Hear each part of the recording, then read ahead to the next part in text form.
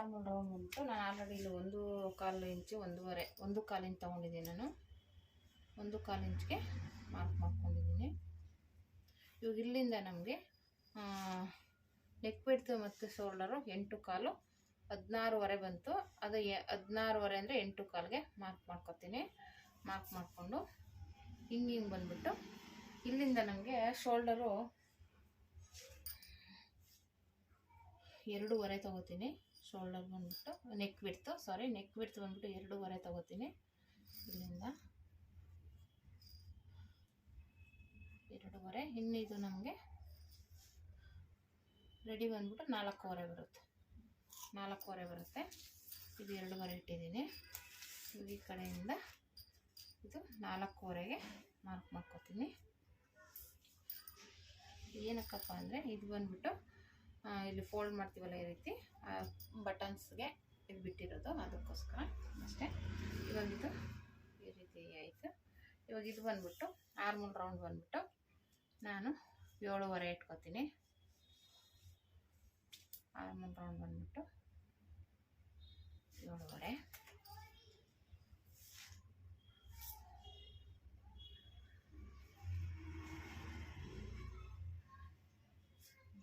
Mark ಮಾಡಿಕೊಂಡು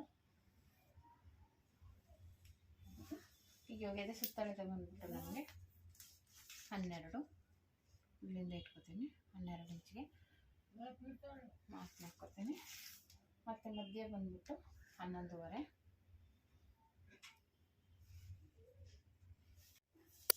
ಈಗ ಇಲ್ಲಿ ಆರ್ಮಲ್ ರೌಂಡ್ ಬಂದ್ಬಿಟ್ಟು 7.5 ತೊಗೊಂಡಿದ್ದೀನಿ. ಎದೆ ಸುತ್ತಳತೆ ಬಂದ್ಬಿಟ್ಟು ನಮಗೆ 13. ಇದೊಂದು ಮಾರ್ಕ್ ಮಾಡ್ಕೋಬೇಕು. ಈ ರೀತಿ ಆರ್ಮಲ್ ರೌಂಡ್ನ ಮಾರ್ಕ್ ಮಾಡ್ಕೊಂಡಾದ್ಮೇಲೆ ಬೇಕಾದರೆ ನೀವು ಟಾಪಲ್ಲೇ ಬೇಕಂದರೆ ಓಪನ್ಗೆ ಮಾರ್ಕ್ ಮಾಡ್ಕೋಬೋದು. ಆ ಥರನೂ ಮಾಡ್ಬೋದು. ಇಲ್ಲಾಂದರೆ ಡೈರೆಕ್ಟಾಗಿ ಮೇಲ್ಗಡೆಯಿಂದನೇ ತೊಗೊಂಡು ಮಾಡ್ಕೋಬೋದಾಗುತ್ತೆ. ಈ ರೀತಿ ಇಲ್ಲಿಂದ ಇಟ್ಕೊಂಡು ಈ ರೀತಿನೂ ಮಾಡ್ಕೋಬೋದು. ಇಲ್ಲ ಡೈರೆಕ್ಟಾಗಿ ಈ ರೀತಿನಾದರೂ ಮಾಡ್ಕೋಬೋದು. ನೋಡಿ ಬರುತ್ತೆ. ಇಲ್ಲಿ ಬಂದ್ಬಿಟ್ಟು ನಮಗೆ ಇಲ್ಲಿ 13 ಇಂಚು ತೊಗೋಬೇಕಾಗತ್ತೆ. ನಾವು ಸೈಡ್ ಓಪನ್ ಹತ್ರ 13 ಇಂಚಿಗೆ ಮಾರ್ಕ್ ಮಾಡ್ಕೋಬೇಕು. 13 ಇಂಚು. ಇವಾಗ ಇದನ್ನು ಈ ರೀತಿ ಜಾಯಿಂಟ್ ಮಾಡ್ಕೋಬೇಕು. ಇದನ್ನು ಇಲ್ಲಿ ಮಧ್ಯ ತಗೊಂಡ್ರೆ ನೋಡಿ ಈಗ ಬಂದು ಹೀಗೆ ಜಾಯಿಂಟ್ ಮಾಡ್ಕೋಬೇಕು. ಇಷ್ಟೇ ಇದು ಈ ರೀತಿ ಮಾಡ್ಕೋಬೇಕು. ಸ್ವಲ್ಪ ಇವಾಗ ಇಲ್ಲಿ ಬಂದ್ಬಿಟ್ಟು ಕೆಳಗಡೆ ಬಂದ್ಬಿಟ್ಟು ಟಾಪ್ ಇದ್ದರೆ ಟಾಪಲ್ಲಿ ತೊಗೋಬೋದು. ಇಲ್ಲಾಂದರೆ ಇದಕ್ಕಿಂತ 1 ಇಂಚು ಎಕ್ಸ್ಟ್ರಾ ತೊಗೋಬೇಕಾಗುತ್ತೆ. ಇದು ನಾನು ಟಾಪ್ ಇರೋದ್ರಿಂದ ಆಲ್ರೆಡಿ ಟಾಪಲ್ಲೇ ಮೆಜರ್ಮೆಂಟ್ ತೊಗೋತೀನಿ. ಈ ಥರ ಫೋಲ್ಡ್ ಮಾಡ್ಕೊಂಡ್ಬಿಟ್ಟು ಇಟ್ಕೊಂಡು ಇಲ್ಲಿ ನಾವೇನು ಮಾರ್ಕ್ ಮಾಡಿ ಅದು ಬಿಟ್ಬಿಡ್ಬೇಕು. ಯಾಕಂದರೆ ಅದು ಫೋಲ್ಡ್ ಮಾಡೋದಕ್ಕೆ ಹೋಗುತ್ತೆ. ಹಾಗಾಗಿ ಇಲ್ಲಿಂದ ಮಾರ್ಕ್ ಮಾಡ್ಕೋಬೇಕು. ನೋಡಿ ಇಷ್ಟೇ. ಇಲ್ಲಿಂದ ಮಾರ್ಕ್ ಮಾಡಿಕೊಂಡು ಉದ್ದ ಸ್ಕೇಲಲ್ಲಿ ಈ ರೀತಿ ಜಾಯಿಂಟ್ ಮಾಡ್ಕೋಬೇಕು. ಇಷ್ಟೇ ಇದು. ಇವಾಗ ಇದಾದಮೇಲೆ ಮತ್ತೆ ನಾವಿಲ್ಲಿ 1 ಇಂಚ್ಗೆ ಫೋಲ್ಡಿಂಗ್ ಮಾಡೋಕ್ಕೆ 1 ಇಂಚಿಗೆ ಮಾರ್ಕ್ ಮಾಡ್ಕೋಬೇಕಾಗುತ್ತೆ. ಇಷ್ಟೇ 1 ಇಂಚ್ಗೆ ಫ್ರೆಂಡ್ಸ್. ಈ ಥರ ಮಾರ್ಕ್ ಮಾಡ್ಕೊಂಡಾದ್ಮೇಲೆ ಕಟ್ ಮಾಡ್ಕೋಬೇಕು. ಇದು ಕಟ್ ಮಾಡ್ಕೊಂಡಾದ್ಮೇಲೆ ನಾವು ಇಲ್ಲಿಂದ ಮಾತ್ರ ಬ್ಯಾಕ್ಗೆ ಅಳತೆ ತೊಗೋಬೇಕಾಗುತ್ತೆ.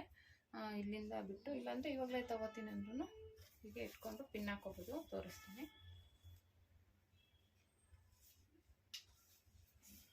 ಈ ರೀತಿ ಇಟ್ಕೋಬೇಕು.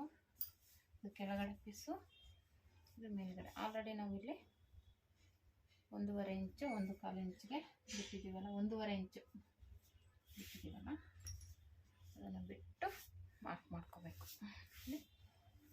ಈ ರೀತಿ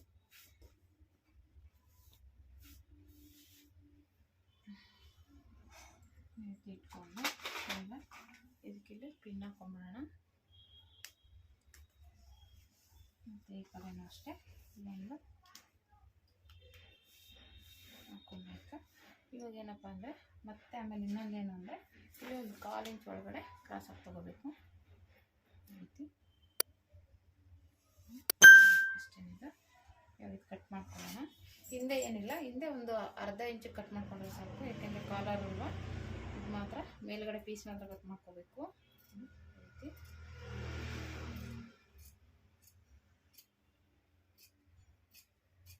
ಇಷ್ಟಿಂದ ಇವಾಗ ಇಲ್ಲಿಂದ ಒಂದು ಅರ್ಧ ಇಂಚು ಸುಮ್ಮನೆ ಹಂಗೆ ಸೇಫ್ ತೊಗೊಳ್ಳೋದು ಅಷ್ಟೇ.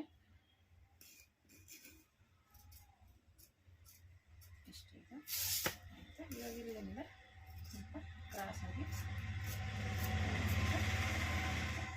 ಇದನ್ನು ನೀವು ಈಗೇನು ಕಟ್ ಮಾಡ್ಕೋಬೋದು, ಇಲ್ಲ ಈ ರೀತಿ ತಿರುಗಿಸ್ಕೊಂಡು ಕಟ್ ಮಾಡ್ಕೋಬೋದು.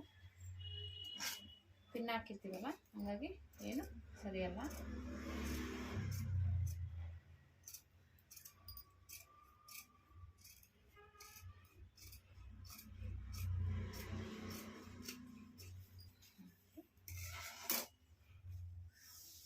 ಇಲ್ಲಿಂದ ಎಕ್ಸ್ಟ್ರಾ 2 ಇಂಚು ಸ್ಟಿಚಿಂಗ್ಗೆ ಬಿಟ್ಟು ಕಟ್ ಮಾಡ್ಕೋಬೇಕು.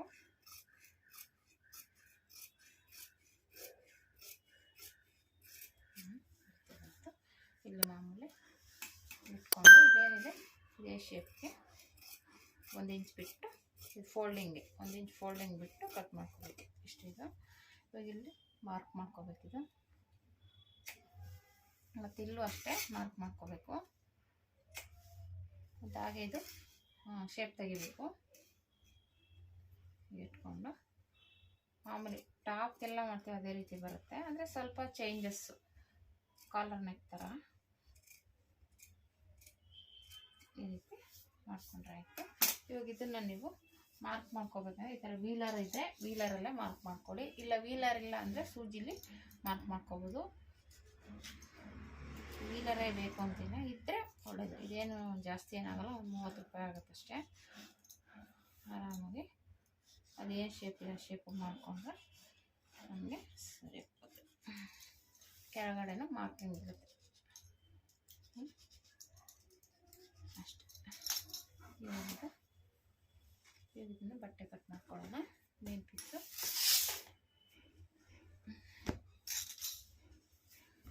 ಇದು ಡಿಸೈನ್ಗಳು ನೋಡ್ಕೋಬೇಕು. ನಿಮಗೆ ಡಿಸೈನ್ ಯಾವ ಥರ ಬರುತ್ತೆ ಏನು ಅದ್ರ ಮೇಲೆ ಕಟ್ ಮಾಡ್ಕೋಬೇಕಾಗತ್ತೆ. ಸುಮ್ಮನೆ ಹೆಂಗಂದ್ರೆ ಹಂಗೆ ಕಟ್ ಮಾಡೋಕ್ಕಾಗಲ್ಲ. ಟಾಪ್ಗಳು ಒಂದೊಂದು ಈ ರೀತಿ ಬರುತ್ತೆ, ಒಬ್ಬರು ಇದೇ ರೀತಿ ಬೇಕು ನಮಗೆ, ಉದ್ದುದ್ದನೇ ಬೇಕು, ಅಡ್ಡಡ್ಡ ಬೇಡ ಆ ಥರ ಹೇಳ್ತಾರೆ. ಅದು ನೋಡಿಕೊಂಡು ಕಟ್ ಮಾಡ್ಕೋಬೇಕಾಗುತ್ತೆ. ಒಂದು ಲೆಂತ್ ಮೇಲೂ ಹೋಗುತ್ತೆ. ಲೆಂತ್ ಉದ್ದ ಬೇಕು ಅಂದರೆ ಅದು ಹೇಗಿರುತ್ತೆ ಹಾಗೆ ತೊಗೋಬೇಕು, ನಮಗೆ ಬೇಕಾದಾಗ ತೊಗೊಳಕ್ಕಾಗಲ್ಲ ಆ ರೀತಿ. ಇವಾಗ ಇದು ಮಧ್ಯೆ ಕಟ್ ಮಾಡ್ಕೊಂಬಿಡೋಣ. ಫಸ್ಟ್ಗೆ ಇದನ್ನು ಮಧ್ಯೆ ಕಟ್ ಮಾಡ್ಕೊಂಡ್ಬಿಡಬೇಕು. ಇದು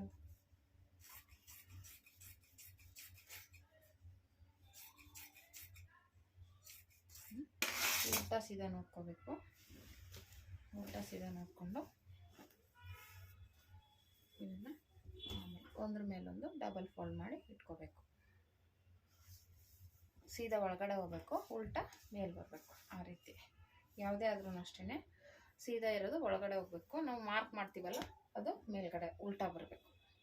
ಈ ರೀತಿ ಒಂದೇ ಸಣ್ಣಾಗಿ ಇಟ್ಕೊಂಡು ಇಟ್ಕೋಬೇಕು.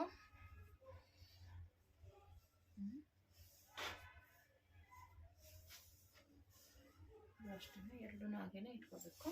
ಇದು ನಾವು ಬೆಲ್ಟ್ ಇದು ಇಲ್ಲಿ ಬಟನ್ ಹಾಕೋಕ್ಕೆ ಸ್ಟಿಚ್ ಮಾಡೋದ್ರಿಂದ ನಾವೆರಡು ಒಂದೇ ಸಮನಾಗಿ ಕಟ್ ಮಾಡ್ಕೊಳಕ್ಕಾಗಲ್ಲ, ಎರಡು ಸಪ್ರೇಟಾಗೇ ಮಾಡ್ಕೋಬೇಕು. ಯಾಕೆಂದರೆ ಇದು 2 ಇಂಚ್ ಎಕ್ಸ್ಟ್ರಾ ಬರೋದ್ರಿಂದ ನಮಗೆ ಚಿಕ್ಕದು ದೊಡ್ಡದು ಆಗೋ ಚಾನ್ಸ್ ಇರುತ್ತೆ. ಹಾಗಾಗಿ ನೋಡಿಕೊಂಡು ಕಟ್ ಮಾಡ್ಕೋಬೇಕಾಗುತ್ತೆ.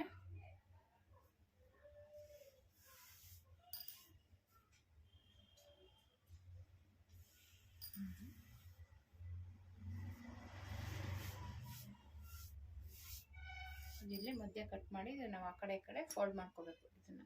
ಅದಕ್ಕೋಸ್ಕರ ಇವಾಗ ಇದೇನಿದೆ ಹೀಗೇ ಕಟ್ ಮಾಡ್ಕೊಳ್ಳೋಣ. ಮತ್ತು ಈ ಕಡೆದು ಸ್ಲೀವ್ಸಿಗೆ ತೊಗೋಬೇಕಾಗುತ್ತೆ, ಸ್ಲೀವ್ಸಿಗೆ ಬೇಕು. ಹಾಗಾಗಿ ಇವಾಗ ಇದನ್ನು ಕಟ್ ಮಾಡ್ಕೊತೀನಿ. ಇವಾಗ ಲೆಂತೆಲ್ಲ ಒಂದೇ ಸಣ್ಣ ಕಟ್ ಮಾಡಿದ್ದೀನಿ. ಇವಾಗ ಏನಿದ್ರು ಇದನ್ನು ಕಟ್ ಮಾಡ್ಕೋಬೇಕು.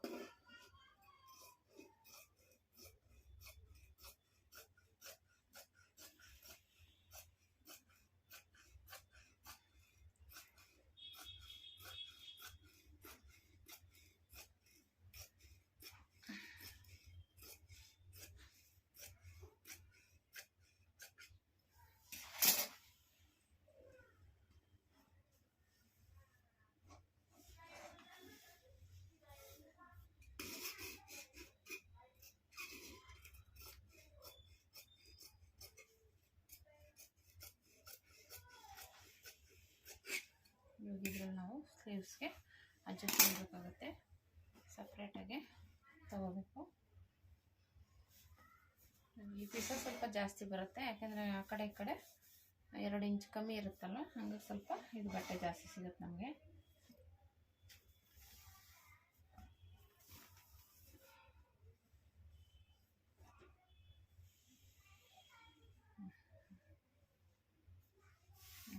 ಇದು ಜಾಸ್ತಿ ಸಿಗುತ್ತೆ.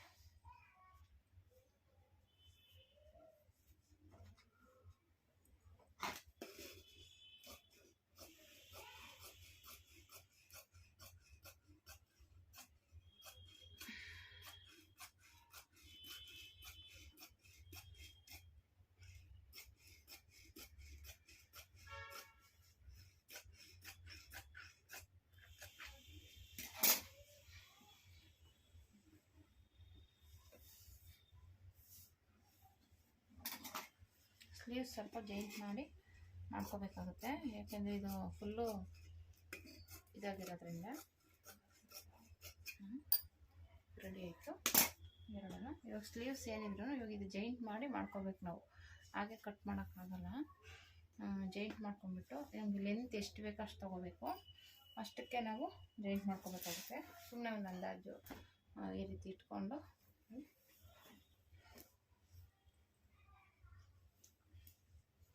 ಇದು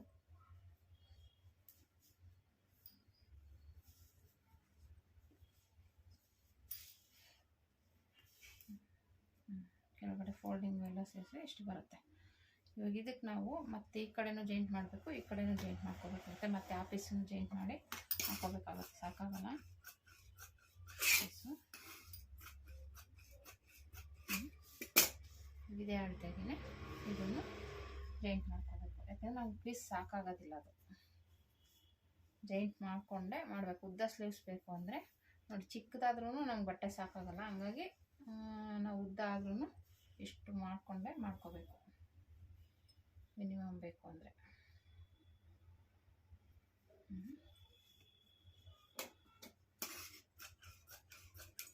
ನಾವೇ ಕಟ್ ಮಾಡೋಕ್ಕಾಗಲ್ಲ. ಇವಾಗ ಇದು ಜಾಯಿಂಟ್ ಮಾಡಿ ನಾನು ಸ್ಟಿಚಿಂಗ್ ಮಾಡುವಾಗ ತೋರಿಸ್ತೀನಿ ಯಾವ ರೀತಿ ಜಾಯಿಂಟ್ ಮಾಡಿ ಕಟ್ ಮಾಡ್ಕೊಳ್ಳೋದು ಅಂತ. ಇವಾಗ ಇದು ಹೇಗೆ ಸ್ಟಿಚ್ ಮಾಡೋದು ಅಂತ ನೋಡೋಣ. ಮತ್ತು ಕಾಲರ್ಗೆ ಅದು ಇದರಲ್ಲೇ ಅಡ್ಜಸ್ಟ್ ಮಾಡ್ಕೋಬೇಕಾಗುತ್ತೆ. ಕಾಲರ್ಗೆ ಬಟ್ಟೆ ಬೇಕಲ್ಲ, ಆವಾಗ ಇದನ್ನೇ ನಾವು ಜಾಯಿಂಟ್ ಮಾಡಿಕೊಂಡು ಅಡ್ಜಸ್ಟ್ ಮಾಡ್ಕೋಬೇಕು, ಸಾಕಾಗೋದಿಲ್ಲ. ಇವಾಗ ಇದರಲ್ಲೇ ಅಡ್ಜಸ್ಟ್ ಮಾಡಬೇಕು ನಾವು. ಕ್ಯಾನ್ವಾಸ್ ಇದ್ದರೆ ಕ್ಯಾನ್ವಾಸಲ್ಲಿ ಕಟ್ ಮಾಡ್ಕೊಂಡ್ಬಿಟ್ಟು ಅದು ಏನು ಇದು ಸ್ಟಿಚಿಂಗ್ ಆದಮೇಲೆ ಅದು ಮೆಜರ್ಮೆಂಟ್ ಬರುತ್ತಲ್ಲ ನೆಕ್ದು, ಆ ಅಳತೆ ತೊಗೊಂಡು ನಾವು ಇದು ಕಟ್ ಮಾಡ್ಕೋಬೇಕು. ಹಂಗೆ ಮಾಡೋಕ್ಕಾಗಲ್ಲ. ಸ್ಟಿಚಿಂಗ್ ಎಲ್ಲ ಆದಮೇಲೆ ಅದರ ಅಳತೆ ತೊಗೊಂಡು ಇದನ್ನು ಕಟ್ ಮಾಡಿ ಆಮೇಲೆ ಅಟ್ಯಾಚ್ ಮಾಡೋದು. ಅದು ಹೇಗೆ ಮಾಡೋದು ಅಂತ ಆಮೇಲೆ ತೋರಿಸ್ತೀನಿ. ಬನ್ನಿ ಹೇಗೆ ಸ್ಟಿಚಿಂಗ್ ಮಾಡೋದು ಅಂತ ನೋಡೋಣ.